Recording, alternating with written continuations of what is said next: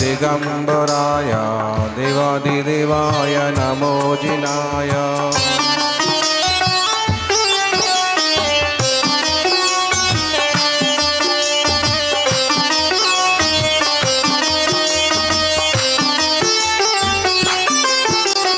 घृणिन्दवादिसायर्मुनिन्दं महावीरकीर्तिं षण्डाणचन्दं सूरिं तपस्विं सम्मतिमुनिन्दं नित्यं नमामि चरणारविन्दम्।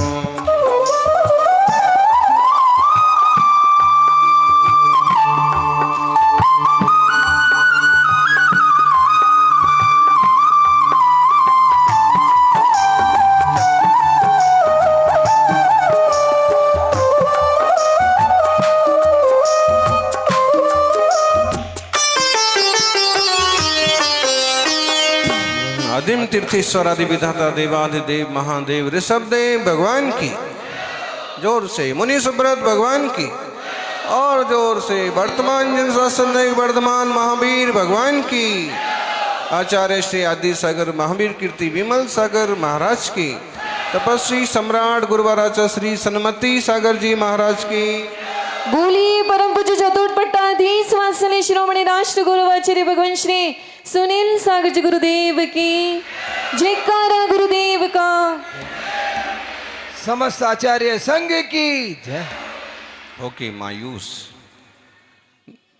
मायूस यूं ना शाम से ढलते रहिए, जिंदगी भोर है सूरज की तरह निकलते रहिए। ठहरोगे एक पांव पर तो थक जाओगे, धीरे धीरे ही सही मगर राह पर चलते रहिए। धीरे धीरे ही सही मगर राह पर चलते रहिए।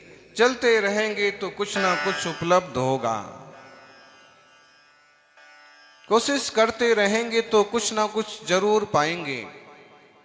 किरदार जो भी हो कहानी बढ़िया होना चाहिए।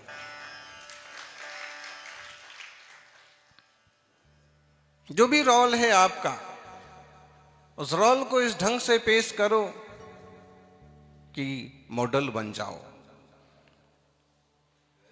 सौभाग्य से आज हम बीतराग जिन शासन में जिन वाणी का श्रवण करते हुए बैठे हैं, अनंत भाव में पता नहीं किसी और भाव में ये मौका मिला कि नहीं मिला, लेकिन आज मिला है, इस भाव में मिला है, इसका सदुपयोग करिए।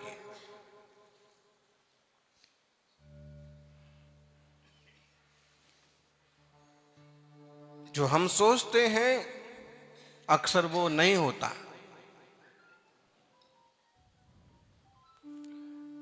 लेकिन अगर उससे भी बढ़िया हो जाए तो निश्चित कहीं ना कहीं प्रभु कृपा, कहीं ना कहीं गुरु कृपा। सोचो तो सही, हो सकता है कि जितना आप सोच रहे हो उससे अच्छा हो जाए, इसलिए अच्छा और बड़ा सोचो।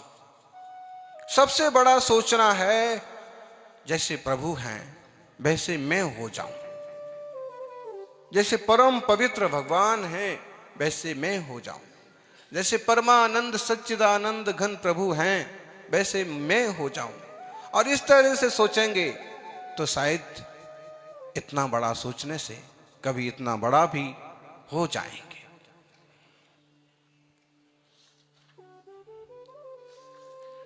अभी आपने सुना, दीदी ने बताया, शंपन्नमति जी की दीक्षा के पहले उनका खूब चल रहा था, क्योंकि उनके कई परिजन अमेरिका में हैं, तो इनको भेजो इनको भेजो। लेकिन संयम के प्रति विशेष रुझान और साधना के क्षेत्र में उतरने की भावना से उन्होंने बाहर जाना स्वीकार नहीं किया। तब हमने कहा कि ऋतुजा जी, इस तरह की और दीदियां तैयार होंगी, आप उन्हें लेके जाना। तो शुरुआत इन्होंने कर दी। कहीं सोचा तो कहीं हुआ भी तो। इसलिए अच्छा सोचिए, आपके लिए लाभदायक हो, औरों के लिए लाभदायक हो। सोचना, चिंतन करना आपके हाथ में है। मन वचन काया की प्रवृत्ति करना एक तरह से आपके हाथ में है, लेकिन उसके बाद जो बीज पड़ गए फिर वो आपके हाथ में नहीं है। वो कहीं ना कहीं पौध बनेंगे, कहीं ना कहीं पेड़ बनेंगे, कहीं ना कहीं फल आएंगे। इसलिए कभी भी अच्छे अच्छे ही बीज लगाने की कोशिश करो।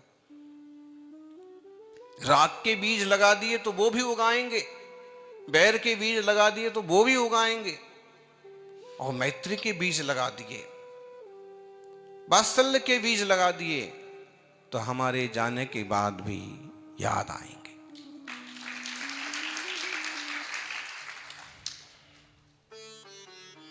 यानी अकेले देह के स्तर पर क्यों जीते हो?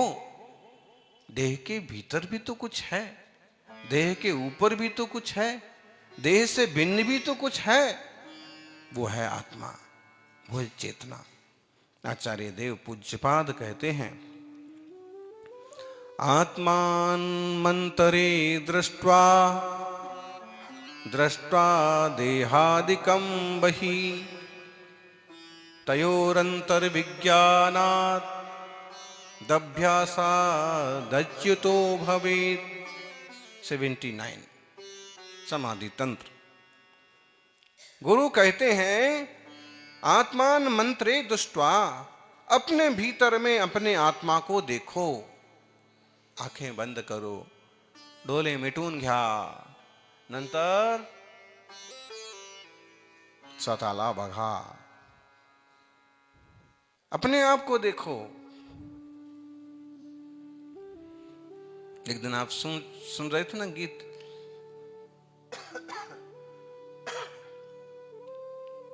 आंखें बंद करके किसे देखते हो, किसे ढूंढते हो, किसे खोजते हो। आंखें बंद करके गुरुदेव अपने आप को देखते हैं। आंखें खुली होती हैं तो बाहर बाहर की चीजें दिखाई देती हैं, और आंखें बंद कर ली जाती हैं और सम्यक ज्ञान है तो निज आत्मा दिखाई देती है। अपनी चेतना समझ में आती, अनुभव में आती। आंख खोलते विष चढ़े, पग धरते ही पाप, सर पर बैठा काल है, चेत चेत रे आप। आंख खोलते विष चढ़े, आंखें बंद हैं वहां तक तो ठीक है, लेकिन आंख खोली और ये दिखा, या तो राग होगा या द्वेष होगा। जब तक पर्दे पर कुछ नहीं है तब तक आपको ज्यादा टेंशन नहीं, कुछ भी नहीं, कुछ ठीक है, इजीली जो चल रहा है सो चल रहा है। लेकिन जैसे पर्दे पर सीन आया और सीन पर आंख गई, दृश्य देखा, और फिर राग बढ़ेगा या द्वेष बढ़ेगा। और राग द्वेष दोनों बुरे, करते भव परिणाम, उभय त्याग शुद्धात्म में तिष्ठो आत्म राम। तो राग बढ़ा तो भी तो जहर है, लेकिन उसे लोग जहर नहीं मानते हैं, उसे अच्छा मानते हैं। राग भी मीठा जहर है। बातों से शुरुआत हुई और राग बढ़ता गया, इतना बढ़ गया राग कि छोरी माँ बाप को छोड़ने को तैयार हो गई, छोरा घर छोड़ने को तैयार हो गया। ये भी तो मीठा जहर है। द्वेष तो जहर है ही कि मारने कूटने को तैयार हो जाते।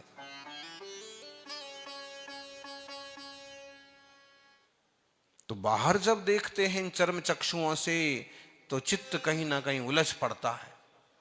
और आंखें बंद करो, आंखें बंद करूं या खोलूं, गुरु का दर्शन हो जाए।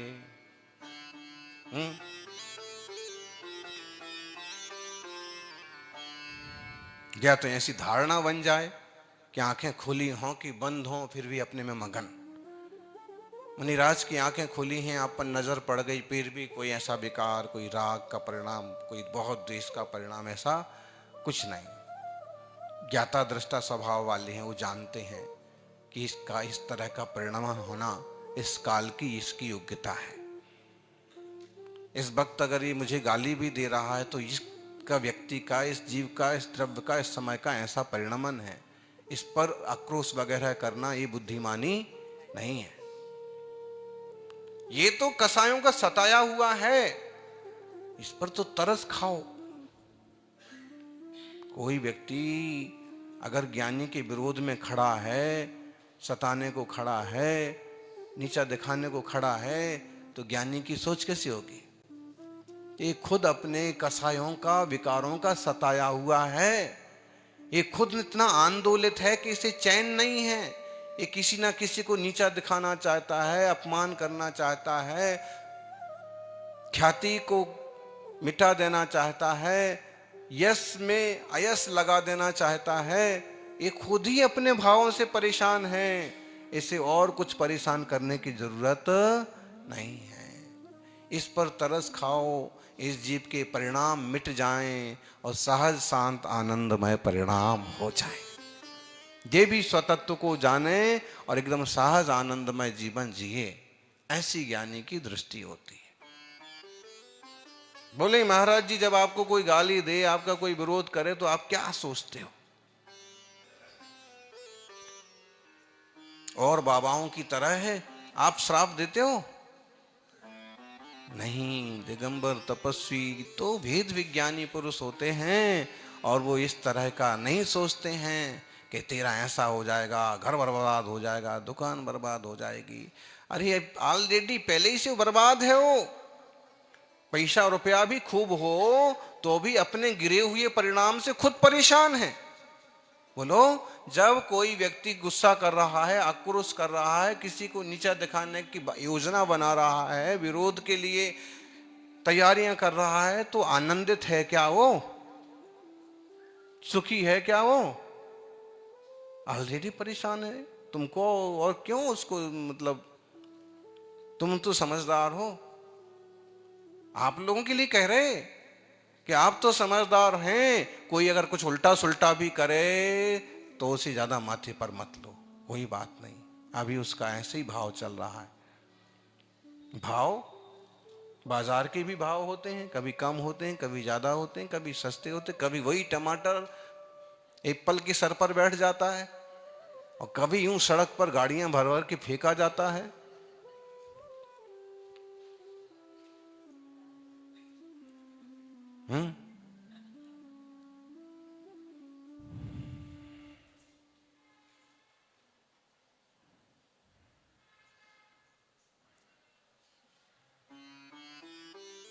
क्या करेंगे आप?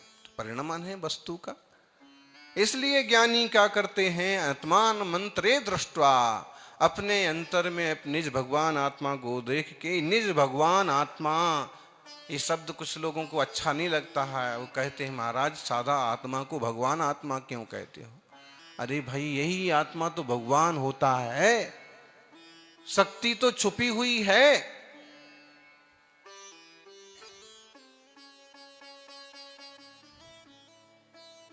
नो तत्वों में छुपी हुई जो ज्योति उसे प्रकटाएंगे, शुद्ध अतीन्द्रिय आनंद घन से निज अनुभव महकाएंगे। शुद्ध चिदानंद रस पान होगा, निज आत्मा तब भगवान होगा।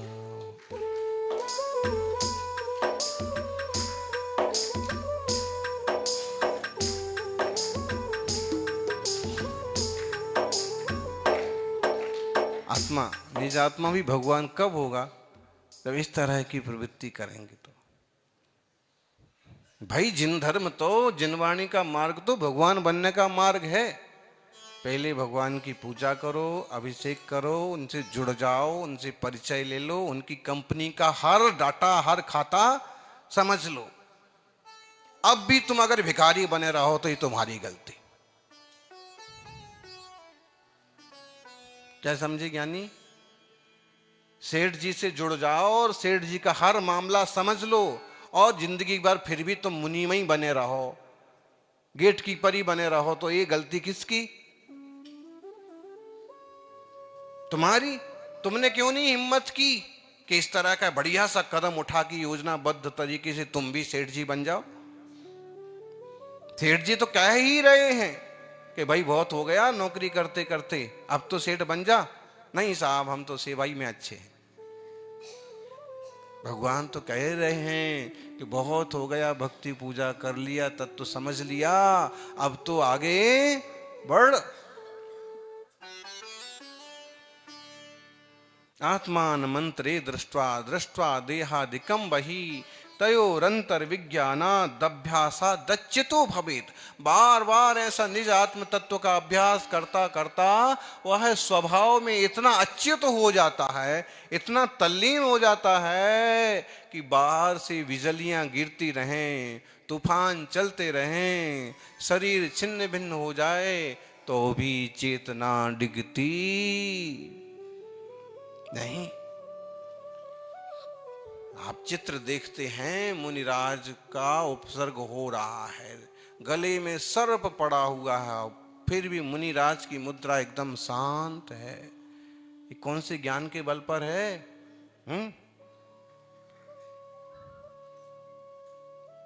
ये ऐसा ज्ञान है, अंतरंग में वास्तविक स्वरूप को जान लिया है, शरीर आदि पदार्थों को पर समझ लिया है, दोनों में भेद विज्ञान के बल से निरंतर भिन्नता का अनुभव हो गया है। अब चेतन तत्व निज जानन जानन स्वभाव की, ज्ञायक स्वभाव की रुचि लगी है, तो क्या हो रहा है शरीर पर, इसकी भी खबर नहीं है।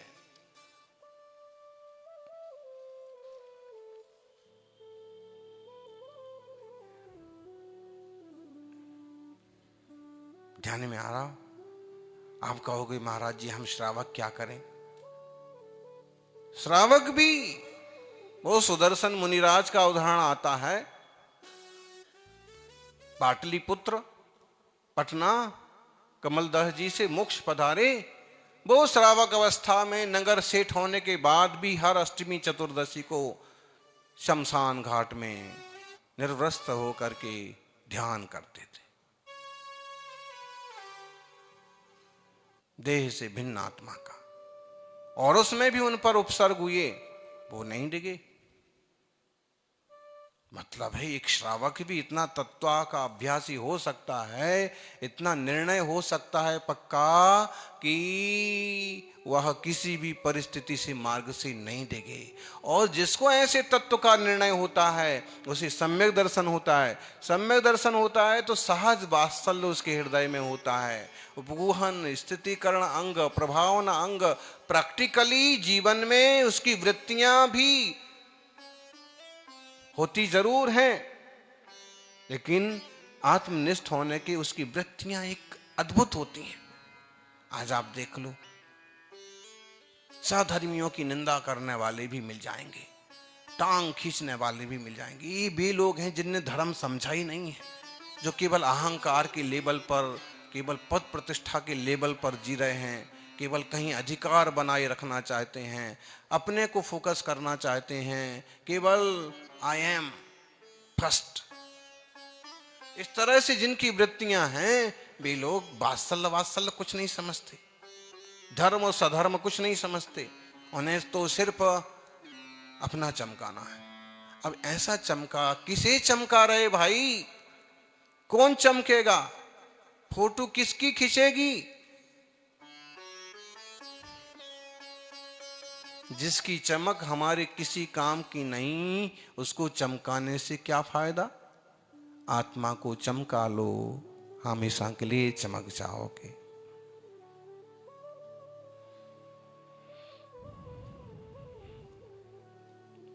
ज्ञान में आया, ज्ञानानंद स्वरूपो हम।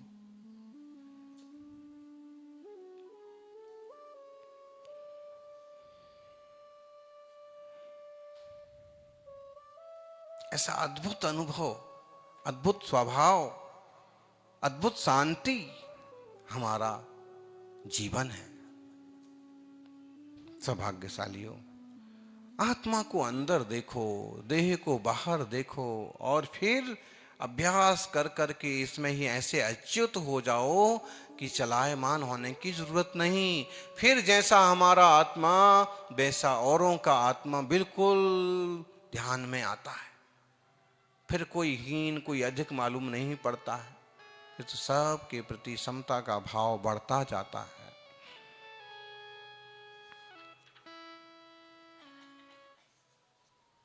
तभी सम्यक दर्शन होता है और तभी सम्यक ज्ञान और तभी सम्यक चारित्र होता है। बिना इसके कुछ नहीं होता है।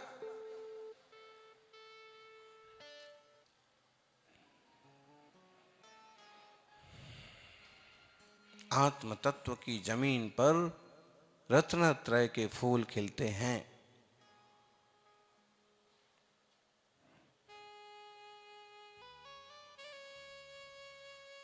आत्म स्वभाव में ही रत्नत्रय है। ऐसे अपने रत्नत्रय परम शांत स्वभाव को जाने और परम शांत परम आनंद अपने भीतर से प्रकट होगा। सौभाग्यशालियों, आचार्य देव पूज्यपाद स्वामी समाधि तंत्र के 80 नंबर के श्लोक में और एक कदम आगे बढ़ के कहते हैं, पूर्वं दृष्टात्म तत्त्वस्य विभात्युन्मत्तवज्जगत् स्वभ्यस्तात्मधियः पश्चात् काष्ठपाषाण रूपवत्। ज्ञानी ने जब तत्व का अभ्यास किया, स्वतत्व को पकड़ा, ध्यान में लिया, देह से भिन्न आत्मा को अनुभव में आता है, अनुभव करो।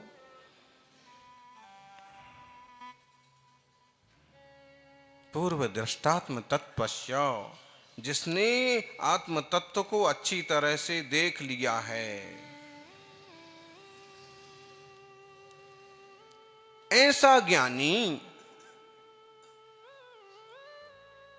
शुरू में तो ऐसे समझता है कि देखो जगत कैसा पागलों की तरह चेष्टा कर रहा है। आप लोग मुनियों की दृष्टि नहीं समझ पाएंगे और हो सकता है किसी श्रावक का विशेष अनुभव है तो समझ जाएं, नहीं तो वो देखते हैं। आप देख लीजिए, हर रोज 1000 गाड़ियां इस तरफ जाती हैं, हर रोज 1000 गाड़ियां इस तरफ जाती हैं, अगले दिन फिर जाती है, अगले दिन फिर जाती है, अगले दिन फिर आती है, अगले दिन फिर, रोज यही चलता रहता।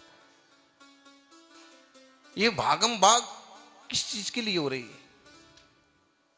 और इतनी भागदौड़ करके इनने क्या पा लिया? और जो पा लिया तो वो इनका हो गया क्या? बड़ा विचित्र है तत्व ज्ञान। कई बार तो ऐसे लगता है कि जैसे हमें फटकार पड़ रही है। गुरु महाराज तो एक तरह से फटकार भी देते हैं कि तुम अभी तक उलझे हुए हो, सुलझने का मौका मिला है और फिर भी तुम उलझते जा रहे हो। इस भाव में तो सुलझ जाओ।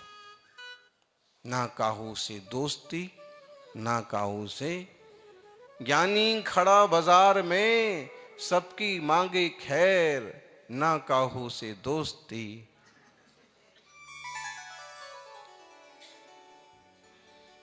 मतलब क्या हुआ इसका?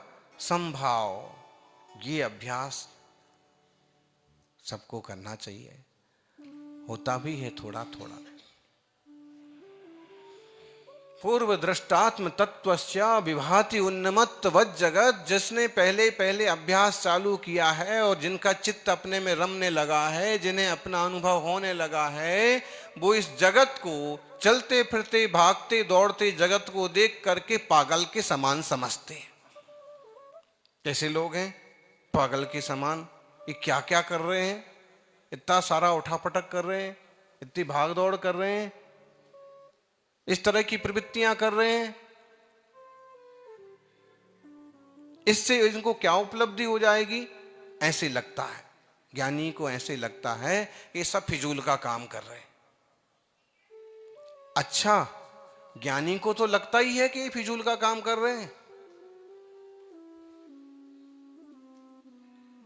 लेकिन वो अज्ञानी को भी मुनिराज ऐसे लगते हैं कि फिजूल का काम कर रहे हैं।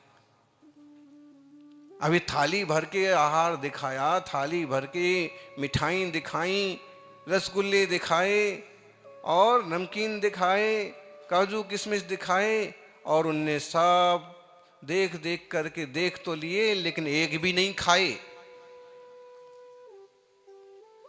श्रावक ने तो सब कुछ दिखाए,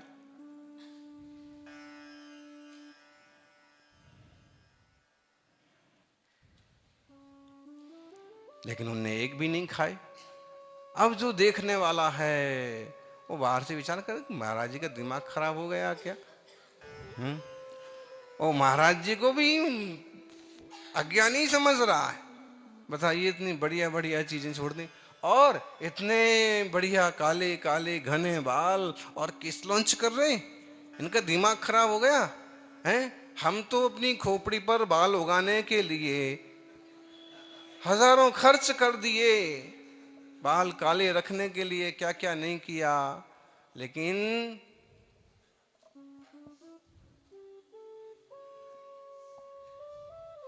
इन बेवफा केसों ने जरा भी परवाह नहीं की। कंघी करते करते हर रोज 2-2 4-4 रवाना होते गए और जिंदगी के 40वें पड़ाव पर आकर के खोपड़ी ने, देख लो आप, इस तरफ से सोचते होंगे लोग, क्यों? वो रागी अज्ञानी उस तरफ से विचार करता है। मुनिराज को पागल समझने वाले लोग दुनिया में कम नहीं है। क्या है, कोई इतनी बढ़िया गाड़ी है, हेलीकॉप्टर है, बोलो महाराज आपको हम एक दिन में पहुंचा देते हैं।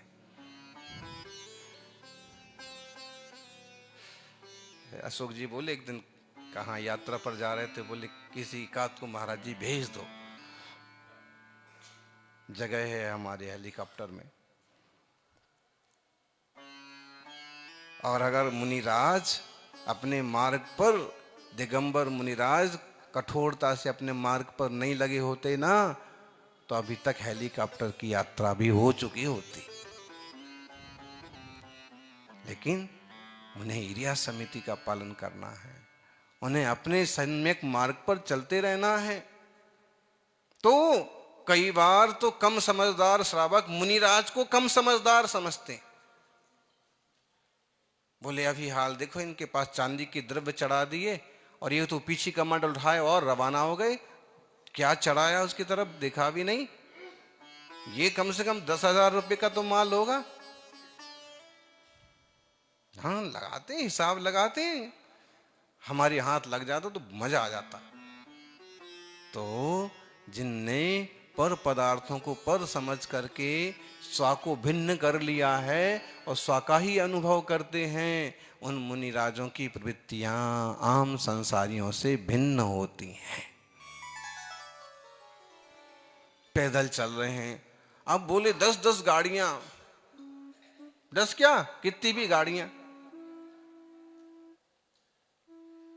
इतनी गाड़ियां साथ में हैं। मुनिराज अपने अलमस्त पद विहार कर रहे हैं। क्यों? होंगी गाड़ियां श्रावकों की, सेवाभावी भक्तों की। मेरा तो कण मात्र भी नहीं है, मेरे तो मूल गुण हैं। जब प्रवृत्ति करना है तो ईर्ष्या समिति का पालन करना है, जब बात करना है तो भाषा समिति का पालन करना है, जब आहार करना है तो ईर्ष्णा समिति का पालन करना है। और हर वक्त जब जब भी वृत्ति प्रवृत्ति हो तो समितियां और पंच महाव्रत का ध्यान तो रखना ही, इंद्रिय विजय करना। 6 आवश्यक हैं, 7 विशेष गुण हैं।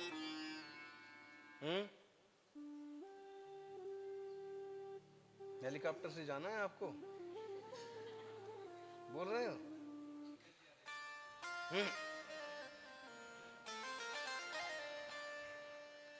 क्षुल्लक विद्याधर होते थे वैसे, लेकिन फिर भी मुनि बनो और मुनि बन करके सर्व संग त्याग का आनंद लो। ऐसे ज्यादा आनंदित जीवन और कोई हो ही नहीं सकता है। बस तत्व निर्णय हो जाए, वस्तु विज्ञान हो जाए, सम्यक दर्शन हो तो। नहीं तो बाहर का ही हिसाब किताब लगाते रहेंगे, ये हुआ, ये नहीं हुआ, ये अच्छा रहा, ये बुरा रहा। जो कुछ परिणमन हो रहा है सब अपनी जगह ठीक ही है। तो ज्ञानी जिनने शुरू शुरू में तत्व का अभ्यास करके आत्मानुभव किया है, ऐसे ज्ञानी के लिए संसारी जन पागल की तरह नजर आते हैं। ये रो रहे हैं, क्यों रो रहे हैं? बोले इनके दादाजी मर गए। अरे तो वो तो पागलपन है रोना, ये तो परिणमन होता ही है, होना ही था, अब इसमें रोने की क्या जरूरत है? अरे काहे को पागलपन करते हो? लेकिन वो कहेगा मुनि महाराज को वापिस कि आप पागलपन कर रहे हो, पिताजी के दादाजी के जाने पर रोना पड़ता है, न रोएंगे तो पूरा संसार इस ढंग से चलता है। ज्ञानी को पागल जैसे मालूम, इकट्ठे कर रहे कोई वस्तुएं पागल जैसे मालूम पड़ते हैं, काहे को कर रहे हैं? पदार्थ तो अपने होना नहीं है। फिर अच्छा सम्यक दृष्टि भी करेगा, सम्यक दृष्टि ग्रस्त है तो अब अपने योग्य सब काम करेगा, लेकिन सम्यक दर्शन होने से उसकी ज्ञान की आंख हमेशा खुली रहेगी, समझ हमेशा बनी रहेगी कि जो कुछ कर रहा हूं मुझे पता है कि मैं क्या कर रहा हूं और इसका क्या उपयोग है।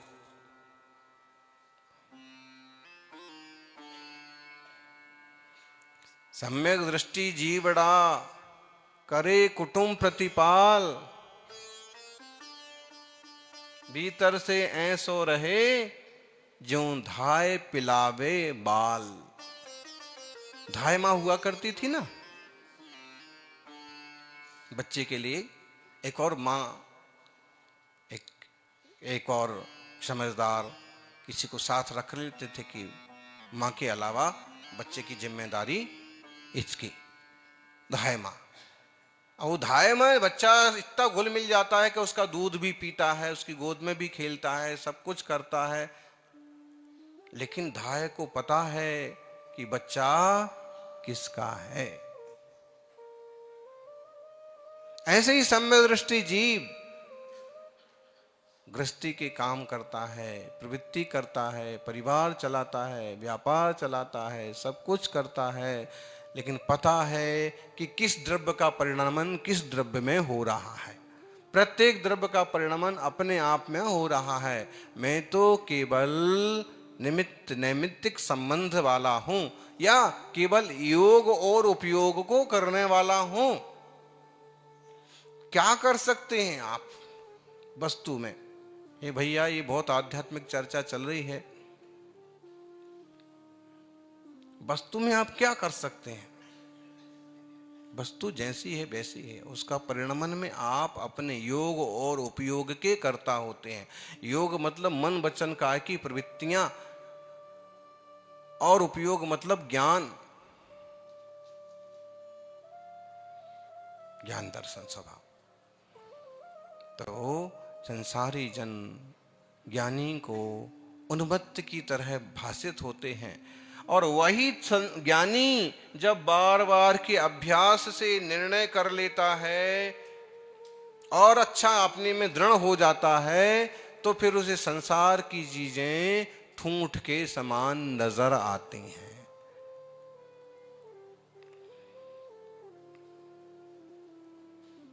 काष्ठ पाषाण रूपवत।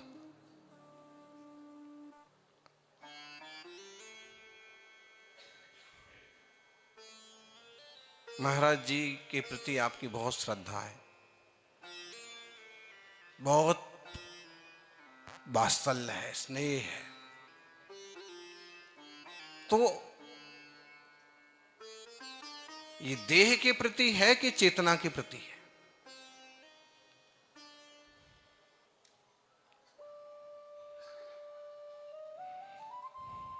अरे भाई घर में गुजर गए काका जी। अब काका जी गुजर गए, सब लोग रो भी रहे हैं और साथ में उनको बांधने की तैयारी भी।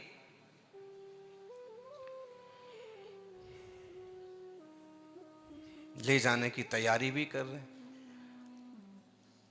कल तक जो लोग इंतजार करते थे कि अभी तक नहीं आए, अभी तक नहीं आए, आज उनमें से कई लोग बोल रहे हैं अभी तक नहीं उठाया, अभी तक लेके नहीं गए।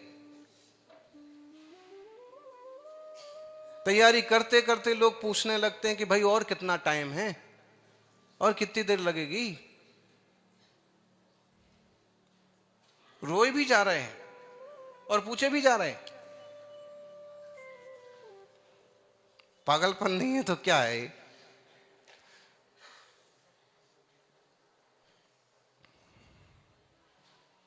विचार करना। तो अब जो रो रहे हैं काका जी के लिए, तो काका जी तो कल जैसे थे वो आज भी वैसे ही हैं, लगभग वजन भी उतना ही है, हाथ पांव भी वही के वही हैं। बस जरा सा उसमें बिना वजन की कोई चीज निकल गई तो क्या फर्क पड़ा? बोलो। वो जो बिना वजन की चीज है, सारा फर्क तो उसी से पड़ता है। मोबाइल में सारी चीजें रही आए,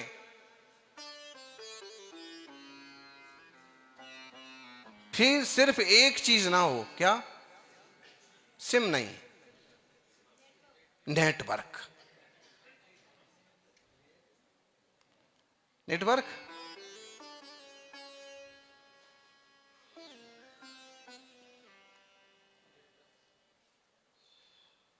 फिर तो और बहुत सारी चीजें हैं। डेटा, डेटा आंखों से दिखता है क्या?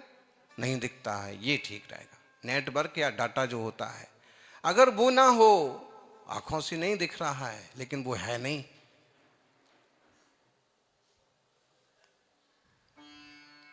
और है तो भी आंखों से नहीं दिख रहा है। तो ऐसे निर्णय कर रहे थे, जब तक काका जी हाथ हिलाते रहे तो किसी ने पूछा हेलो क्या हाल है?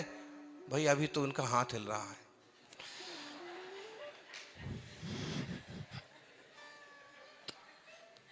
हाँ, मतलब सामने वाले रिश्तेदार आना चाहते हैं और वो पूछते हैं बीच बीच में फोन करके, वो चाहते कि ऐसा ना हो कि हमारी दुकान मारी जाए, ऑफिस मारा जाए, अपन पहुंच जाएं और काका जी वैसे के वैसे।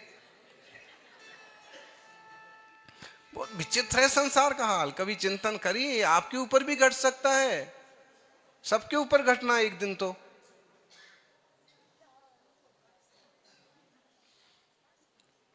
इसमें समझाना हम ये चाहते हैं कि बोले अभी हाथ हिल रहा है, अब बोले हाथ तो नहीं हिल रहा है लेकिन सांसें चल रही हैं। अब बोले कि सांसें चल रही हैं लेकिन तेज चल रही हैं। कितना टाइम लगेगा? डॉक्टर क्या बोल रहे हैं? आप लोगों को हंसी आ रही है, लेकिन स्थिति एक गृहस्थियों में ऐसे बनती है। भैया जो है वो अमेरिका वाला छोटा वाला आना चाहता है और वो वहां से पूछता है, तो बोले जब पूरी निकल जाए तो मेरे को बाद में खबर कर देना। क्या करेंगे? गृहस्थियों के अपने जंजाल भी हैं। और ये अब इसमें बात ये है कि जब आखिरी सांस निकल गई और फिर कहते कि अब काका जी नहीं रहे। क्यों नहीं रहे साहब? सांसें ही तो निकली, काका जी कहां गए? वो तो रखे हुए हैं ना। नहीं, ये जिन वाणी बड़ा खोल करके बात करती है कि देखो भाई, वो जो रखा रह गया ना वो देह है, पुद्गल है, जो निकल गया वो आत्मा है। अब तुम किससे प्यार करते थे? अगर काका जी आत्मा से प्यार करते थे तो काम खत्म। देह से प्यार करते थे तो देह रखा हुआ है। फोटो भी आप किसका लगाओगे? अब वो आ रहे हैं सब अमेरिका वाले, लेट हो गए आने में और अब वो हो रही है, क्या उठाओ ना। फोटो किसका लगाओगे? तो वही रखे रहते ना, मुफ्त में 500-700 रुपए खर्च करके अलग फोटो बना रहे हो। तो बॉडी रखे रहते? नहीं, वो नहीं चल सकती। समझना इसमें यह है कि लोगों की फिर भी दृष्टि फोटो पर बनी हुई है। अरे भाई, ना फोटो ना बॉडी, वो नहीं थे। वो तो यह देह लेकर के और इतने वर्षों आयु कर्म के कारण से रहे, और अब जब आयु पूरी हुई तो चेतन आत्मा निकल के चला गया। और ये निर्णय ज्ञानी हर पल करता है, इसलिए संसारी जनों का उठा पटक उसे पागलों की चेष्टा लगता है। और इस शरीर को भी वो जड़ देखते हैं। ये बॉडी क्या है? बोले जड़ है। काहे को भाई जड़ से इतना प्यार करते हो? ऐसे बोलते हैं। बोलो जी। ऐसे जीव और देह की भिन्नता का बोध हम सबको हो। भूमिका तो जो है आपकी, वो आपको निभाना पड़ेगी। काका जी को बांधना भी पड़ेगा, लेके जाना भी पड़ेगा, जलाना भी पड़ेगा, ना रोना आए तो रोना भी पड़ेगा। लेकिन एक समझ निश्चित हो गई कि ये चेतन आत्मा निकल के अलग चला गया, और जो पुण्य पाप किया वो उनके साथ गया। शरीर यहाँ का यहाँ पड़ा रह गया।